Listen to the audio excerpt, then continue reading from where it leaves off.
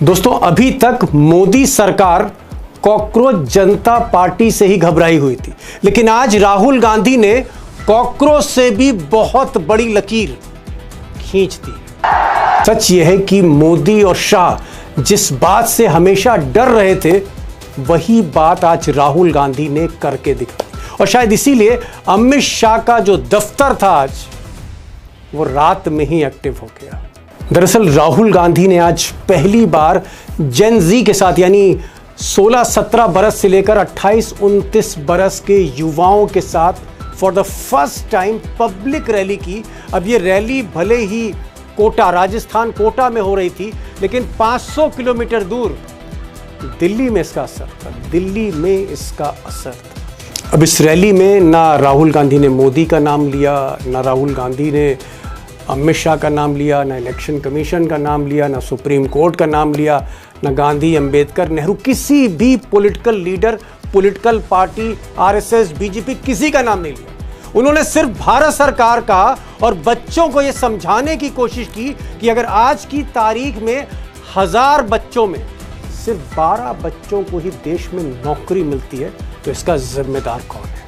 और इसका जिम्मेदार गवर्नमेंट ऑफ इंडिया, भारत सरकार है। उसके गलत फैसले हैं, गलत नीतियां हैं। और ये एक बकायदा प्रेजेंटेशन दिया।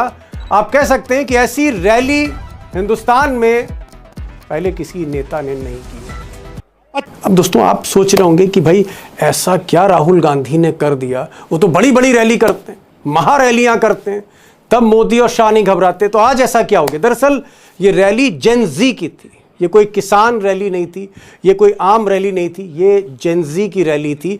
और ये जो जेन जी है, ये भारतीय उपमहाद्वीप में बड़ा खतरनाक लफ्ज़ है, और खासकर प्रधानमंत्री और सरकारों के लिए ये कान में सुनते ही उनका दिल घबराने लगता है। उसकी वजह यह है कि पिछले 4-5 वर्षों में जो हमारा पड़ोस है देश का, वो चाहे श्रीलंका हो, या फिर वो बांग्लादेश हो, या फिर वो नेपाल हो, जितनी भी सरकारें थीं भारत के पड़ोस में, एक एक करके जेन जी ने, जी हाँ, इस युवा पीढ़ी ने सरकारों का तख्ता पलट कर दिया।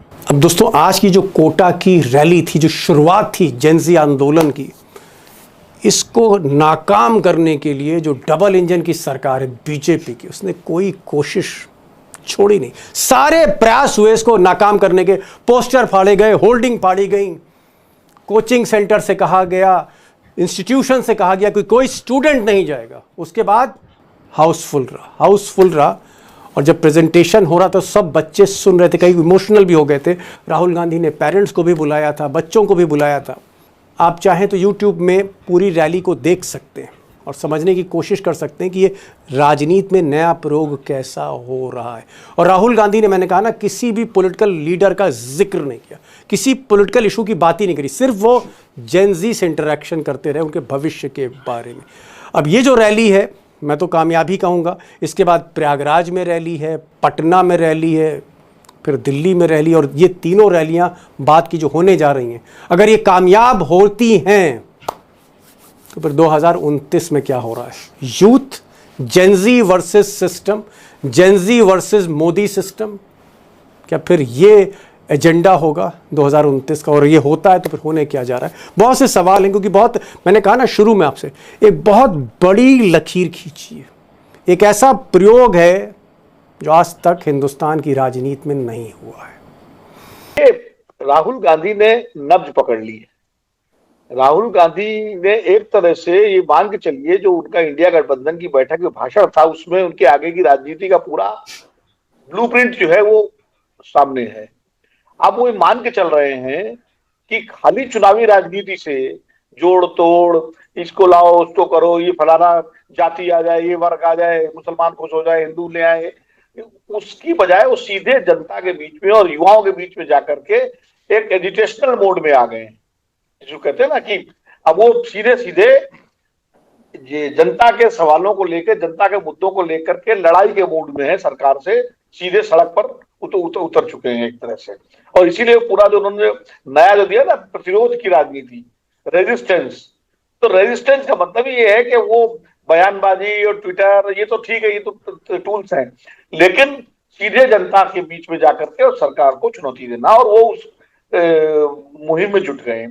देखिए आज इन्होंने कोटा में किया, उसके बाद इलाहाबाद में है, उसके बाद पटना में है, और फिर दिल्ली में है।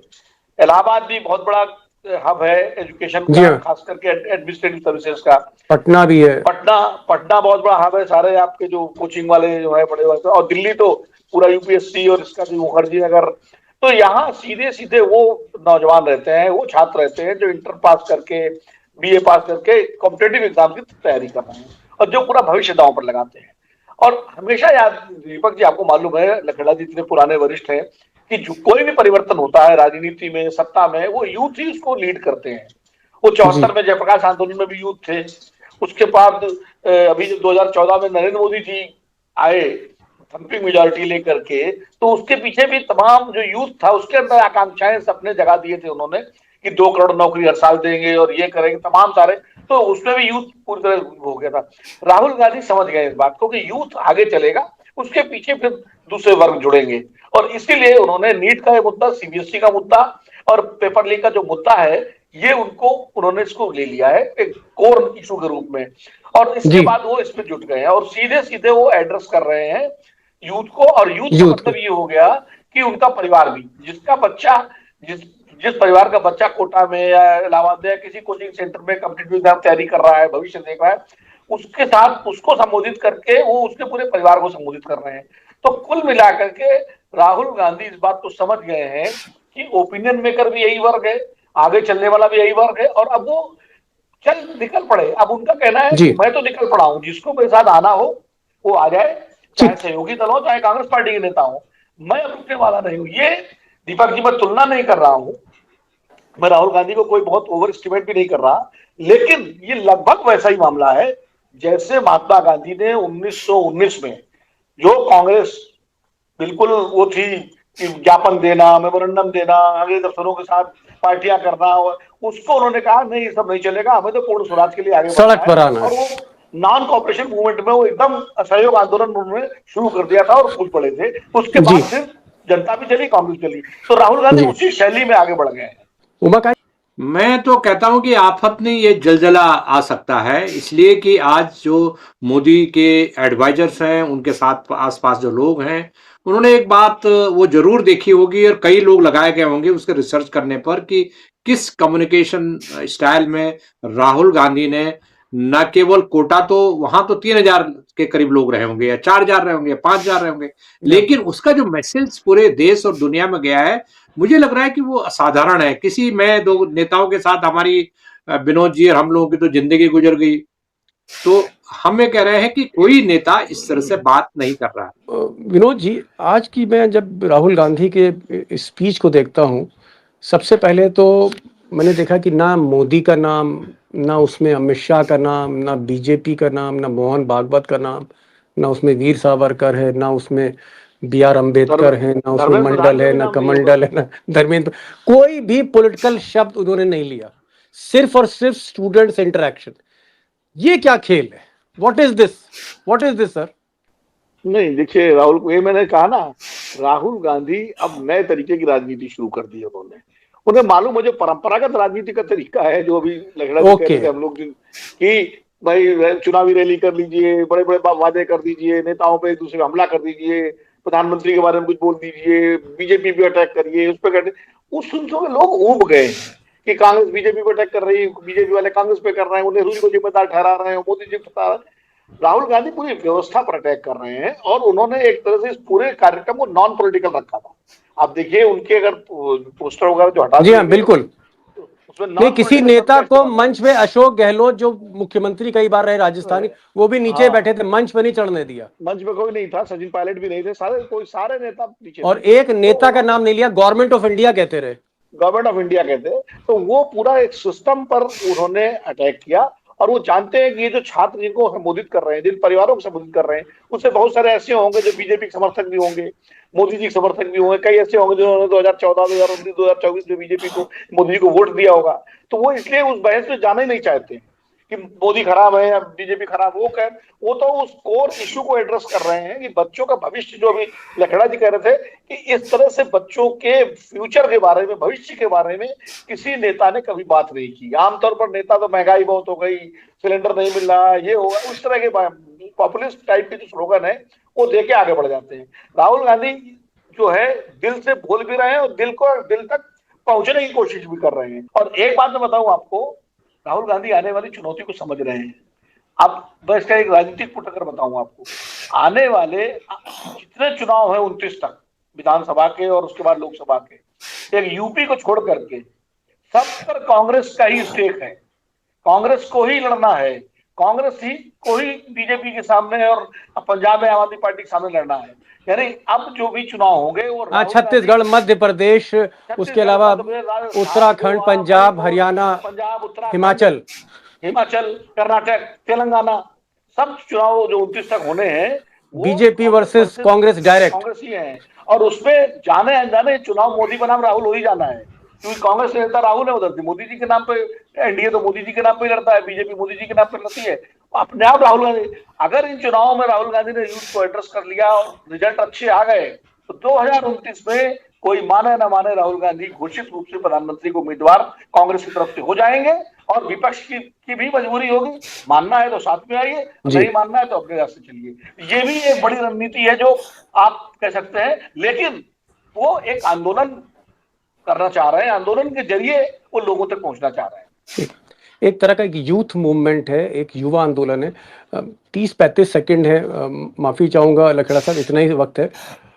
मैं जानना चाह रहा था कि अगर ये यूथ मूवमेंट ये एक विकराल विशाल रूप लेता है तो 2029 में क्या आपको लगता है 14, 19, 24, 2014, 2019, 2024 जैसा फिर इलेक्शन नहीं है, it will be youth versus Modi, youth versus BJP, अगर ये क्लिक कर गया है?